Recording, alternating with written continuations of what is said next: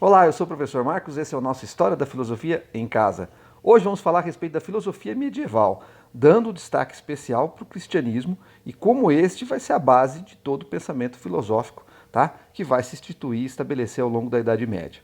Bom, a questão fundamental quando a gente pensa sobre a filosofia medieval é que houve um grande processo de conciliação entre fé e razão, tá? Sendo que tanto a fé quanto a razão, nas concepções teológicas e filosóficas que vão surgir nesse período, vão apontar para um único caminho. A ideia de que haveria uma indissolubilidade entre fé e razão. Eram princípios que levariam ao conhecimento da própria verdade, tá? Como disse Santo Ambrósio, né? Toda verdade dita por quem quer que seja é do Espírito Santo. Amém. Na verdade, Santo Ambrósio, né, ele é um dos doutores da igreja ao lado de São Jerônimo, Santo Agostinho, que nós daremos um destaque especial nos nossos próximos vídeos, tá? E São Gregório o Grande. A ideia de que toda verdade dita por quem quer que seja é do Espírito Santo aponta para uma indissociação entre fé e razão. Mas como eu disse, nem sempre foi assim, tá? Muito bem. Quando a gente pensa sobre a Igreja Católica, né, ela é a única instituição que vai sobreviver à queda do mundo romano, né, e é a única instituição que vai sobreviver, né, que vai se fortalecer ao longo de toda a Idade Média. Se a gente vai falar sobre o mundo ocidental e pensar numa unidade, essa unidade só pode ser vista na Igreja Católica, tá? E é bastante interessante a gente observar sobre o surgimento do cristianismo em si. O cristianismo vai surgir dentro do Império Romano, né? Jesus nasceu aí durante o Império, tá? de Caio Otávio Augusto, tá? E todos nós sabemos a perseguição às quais os cristãos foram submetidos por conta da religião que eles professavam, tá? Apenas por curiosidade, quais as razões pelas quais os cristãos eram perseguidos? Em primeiro lugar, eles negavam a divindade do imperador, tá? A ideia de Augusto, inclusive, o título de Augusto é um título dado aos deuses, né? Os cristãos negam a divindade do imperador. Só existe um Deus, tá? E esse Deus mandou o seu filho, tá? Para que, né, nós fôssemos libertados do pecado. Tá? Então, para o cristão não existe uma divindade numa pessoa em si.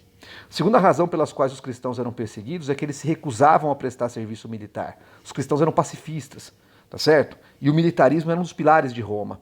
E a terceira e última razão pela qual os cristãos eram perseguidos é que eles também eram contra o escravismo. A ideia fundamental segundo a qual todos efetivamente seriam iguais, tá certo? Entre si, e que efetivamente Deus tinha feito os homens à imagem dele, Criador.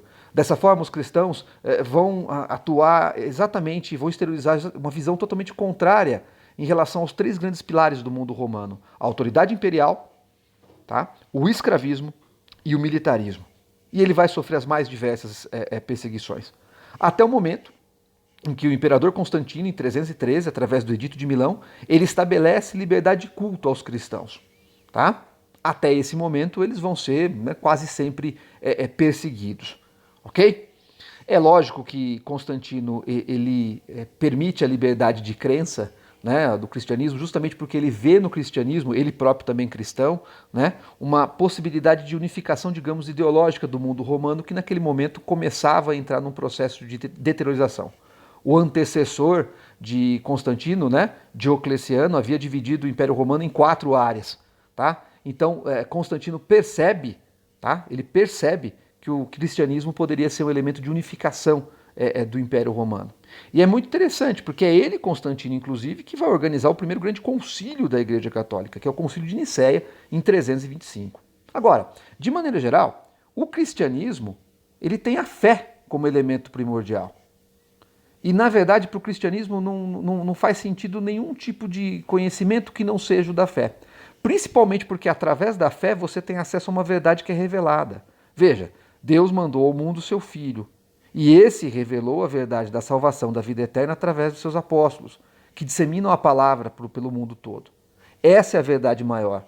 Então, efetivamente, não havia nada que pudesse competir a essa revelação, dada evidentemente por Deus. Toda e qualquer forma de conhecimento é inferior à verdade revelada, posto que essa é a verdade vinda de Deus. Bom, tá? É muito simbólico essa imagem de Jesus como detentor, como cordeiro do mundo, que salva a humanidade dos pecados, mas é basicamente a ideia de que ele traz um conhecimento que é superior aos demais, posto porque esse conhecimento nos leva ao Criador, nos leva à vida eterna. Ok? Muito bem. O que é interessante a gente pensar, tá? é que se na Idade Média você vai ter uma conciliação entre fé e razão, nos primórdios do cristianismo isso não era uma preocupação, tá certo? Isso não era uma preocupação.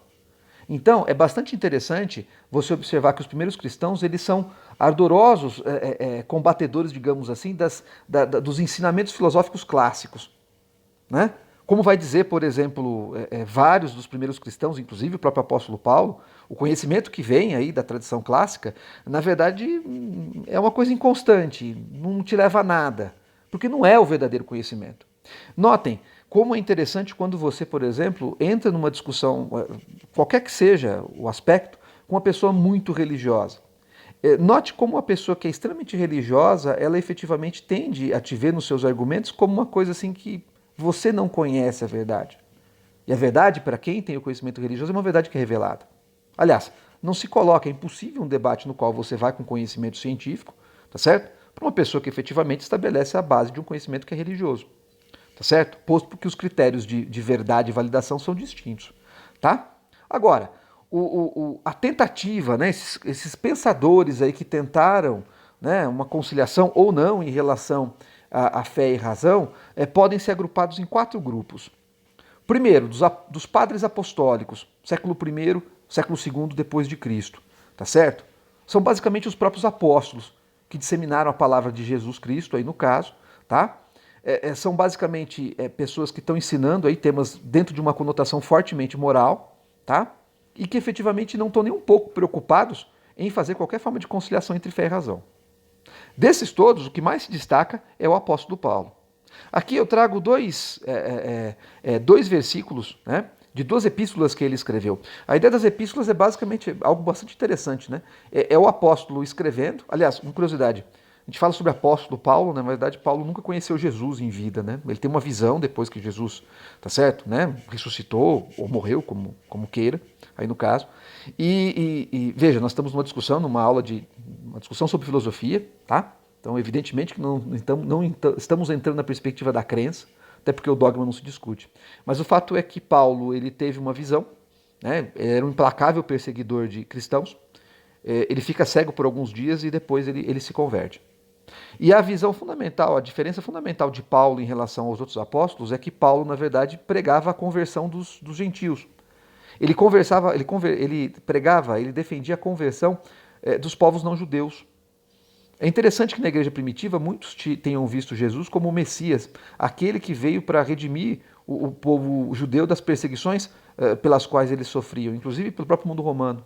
Paulo, né, é, entre aspas, o apóstolo que acredita na conversão de todas as nações. E ele escreve para as igrejas que vão se formando, tá?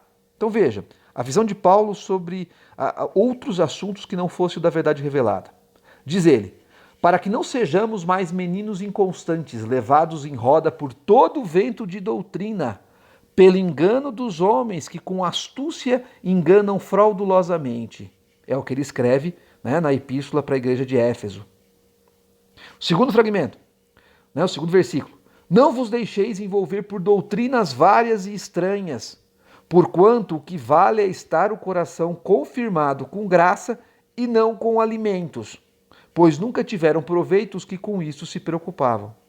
Em outras palavras, aquilo que não é a palavra de Deus, aquilo que não é a verdade revelada, é inferior, é secundário, tá? Não serve. Bom, esses são os padres apostólicos.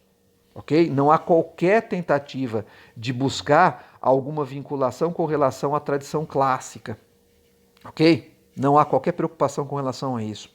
É inferior. Eu sou dotado de uma verdade que veio do Filho de Deus, disseminada através dos apóstolos. Né? A verdade revelada ela é de Deus, então buscar qualquer outra forma de verdade, qualquer outra forma de conhecimento é irrelevante diante dessa verdade maior. Muito bem.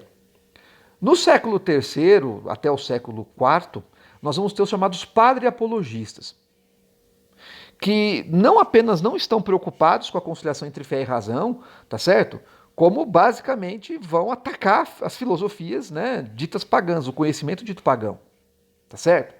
Você tem vários padres apologistas que faziam a defesa do cristianismo. Porque há que se entender também que o cristianismo pregava era visto pelos grupos, digamos, mais esclarecidos intelectualmente, do ponto de vista do conhecimento clássico, como uma crendice, como algo secundário, que não levava ao conhecimento racional. Lembre-se, nós estamos falando de uma sociedade que é herdeira da tradição socrático-platônica e aristotélica. E que nesse momento convive com a ideia de um sujeito que está ressuscitando. Então, para os setores mais esclarecidos intelectualmente, do ponto de vista intelectual, isso era crendice. Então, os padres apologistas, eles não apenas defendem o cristianismo, como atacam, tá certo? Né? As chamadas filosofias clássicas.